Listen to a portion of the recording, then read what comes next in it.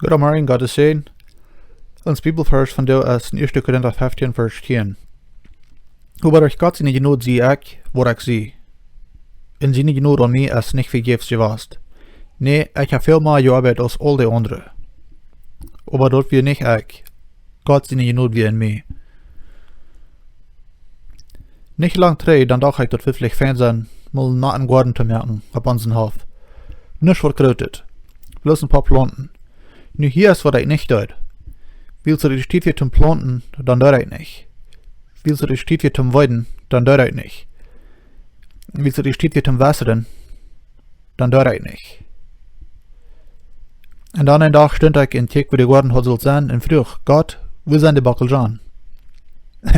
Das ist vielleicht ein bisschen lacherliches Beispiel, aber so sind wir Menschen fertig in unser Lebens. Wir wollen, ohne die Erde zu merken, ohne zu plänen, ohne zu sehen, ohne zu wässern oder ohne zu weiden, haben Gott uns soll all diese Dinge geben. Aber so ist es ja mal gesagt, Gott geht nicht für uns eingetroffen, wenn wir bis zu viele Bebings sein wollen. Wir müssen dort unser Part tun. Wo ich mit das haben will, das kriegt so aus in das Beispiel. Wir wollen für eine biblische Weisheit studieren, ohne die Bibel zu lesen oder studieren. Wir wollen die beste Sänger werden, ohne zu studieren und praktizieren. Wir wollen haben, dass Menschen uns sollen korrekt verstehen können, ohne dass sie uns erstmal lernen oder dass sie verwenden, was wir meinen dann.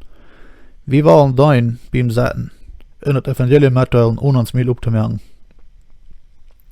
Ja, die Rettung und der Glauben, die kommen von Gott und wir können nichts tun. Doch soll wir mit den Dingen, was Gott uns anvertraut hat, das soll wir brauchen, und dort um Gott zu verherrlichen.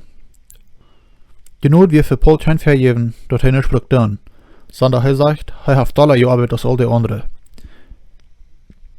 Während er aber auch ansagt, dort all das ohne Gott seine Not wird nicht gehalten haben. Vater, Dankeschön für deine große Not, und lass uns scheinbar deine Not brauchen, zum Singen oder viel werden. In Jesus' Namen. Amen.